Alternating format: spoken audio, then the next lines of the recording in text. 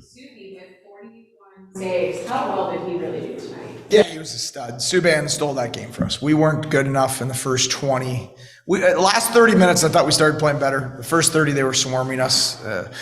As much as you show video on them, when you haven't played them in a couple months, that's why they put 56 on Toronto on Sunday, as Toronto's the best team in our division right now. They play a very frantic style. They compete extremely hard. Their forward speed is very fast. I thought they were outstanding. We were on our heels too much, and Subi made a lot of really good saves early. He also made some big saves, obviously, but he also made some easy saves easy and allowed us to have some calmness as the game went on. So he was outstanding tonight. I was just going to ask about the calmness because you talked about it this morning. Where did you really see that calmness progress as the game went on? Well, you get a little more used to their style. I mean, as much as we talked about it, we worked on it yesterday, showed video on it. Everything is funneled to the net. Everything from the point, everything from the corner, and it can make you feel like you're in a car wash a little bit. And they're really good at it, and they're very fast, and they're really competitive. So you do spin a little bit. You need to take advantage early. We took advantage of a 2-on-1 early. We had 3 other 2-on-1s in the first period, as poor as we were in the first period. If you can take advantage of some of those things, you can back them off a little bit, and we just didn't do that well enough. But I did believe we got a little more calm, but it was mostly related to Subi. Subi was just outstanding. I was going to say, because it was kind of opposite, it's usually been calmer at the beginning, more frantic at the end. Was it nice to see the reverse from this game? Yeah, we were better in the last 7-8 minutes of the Syracuse game. Even though they tied it up, the last 7-8 minutes, we were a little calmer. And then I thought we executed the last 5 minutes of that game. That's probably the best 5-minute defensive sequence we had, where they didn't get as much in the last 5 minutes. We were a little more composed. We made good decisions. We chipped pucks when we needed to chip pucks. So that was good to see. How do you think that? They're just okay. I think all of our lines were probably just okay tonight. I mean, we got outplayed. I think early on, Rosine and Kulik, you could tell that this is a different base. The World Juniors is great. The level of talent is elite, but you're playing against your own age group, and you're playing some of the European countries sit back, so there's tons of time and space. There is zero time and space when you play Laval, zero. And I thought that it took Rosie and Cooley probably 30 minutes. I thought they were much better in the second half of the game to kind of be like, oh boy, this is big boy hockey again. Yeah. What's allowed Mel? Because you think a guy like him comes back to the AHL, you expect him to be kind of a elite goalie. What's allowed him to get to that level that he's at right now? Because is it just reps? I mean, what is it in your opinion? I do think reps has been a big part of it. He was frustrated early because he was sloppy, and Seamus and myself would just try to remind him, like, he hasn't played much hockey in the last 2 years, and there's no harder position to not play and then go back in than goaltending. The timing, the visual, the tracking of the puck, all of those things. And he is a little bit more of an instinct-based goaltender than a blocking goalie, if that makes sense. So it's even more for him. And that was something he talked to me about at the beginning of the year. He really wanted to get back to trusting his instincts, trusting his reads, and playing more instinctual and less robotic. And so that'd be one. I think 2 and 3 would be, he is an unbelievable human being and teammate. Like, you can't say enough about him. And so he's not going to get down. Like, he's not going to get to the point where years of injuries and back in the American League, and where, some guys can wear that, and it's hard to get out of things when you're feeling sorry for yourself or you're down.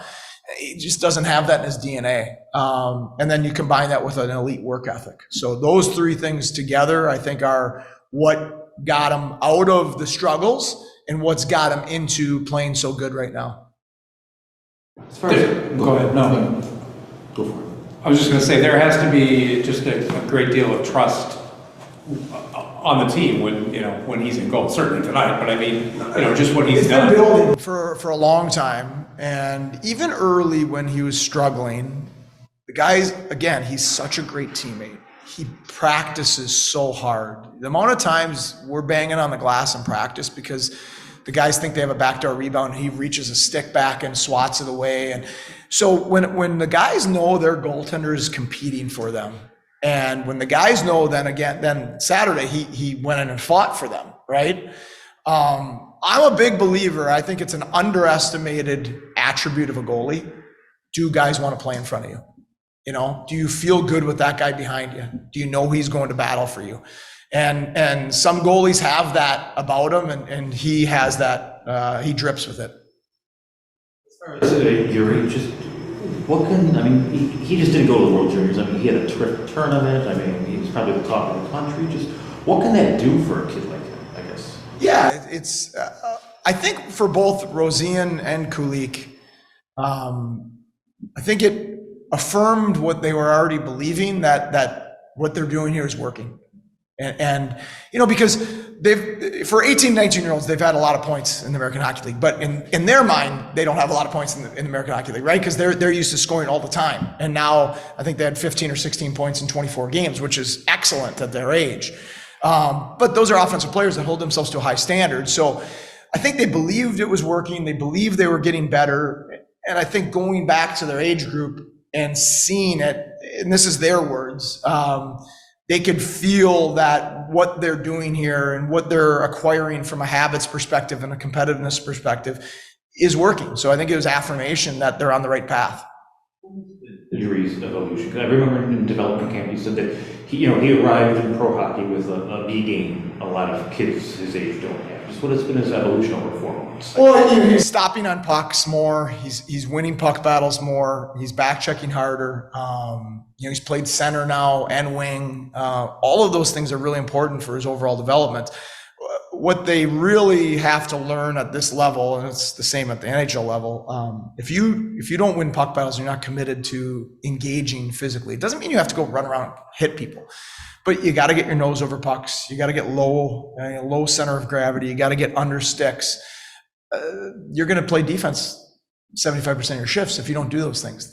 Where in younger hockey, the talented players, it's okay if they lose a puck battle or turn it over, because it's going to come back to them sometime in the shift, and then they're going to go do something really good. Well, at this level, you might not see it again for the next 35, 40 seconds, and you're playing D-zone coverage, and that's no fun. We want to be great in D-zone coverage. I always tell our skilled forwards this. I said the same thing USA. We want to be great defensively, so we don't have to play it. I don't want our offensive players to be great defenders just to be defenders. I want to be great defensively so we get turnovers and get them on offense where their talents can shine. And those are things that Yuri's gotten. He's got a long way to go still, but he's got a lot better at it. I'm sure there's a lot of guys a lot of coaches that could say, well, this guy should have been in the All-Star game, or this guy should have been selected. But I think you probably pushed for Ethan Prow.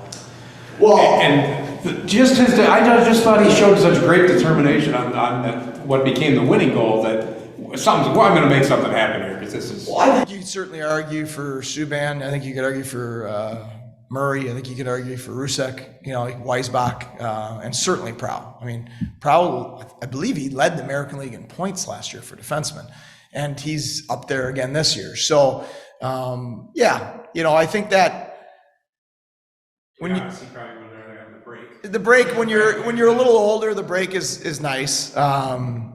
And it'll be great for Byro. He's earned that, and we're really proud of him. That's very well deserved. But I think Ethan Prow is underrated. His game isn't flashy. You think about offensive defensemen in today's age, and you're thinking about Makar and Heiskanen and Dahlin and those types, and they do these otherworldly type things with the puck, without the puck. Ethan just does the right thing over and over and over and over. When you make the right play 50 times in a game, usually you have your team going in the right direction, and some of those plays end up in the back of the net. Doesn't mean he can't make special plays. He makes a lot of really good plays, but more often than not, he's just making the right play. And until you coach him or are around him on a daily basis, I think he's probably underappreciated how darn good he is at hockey.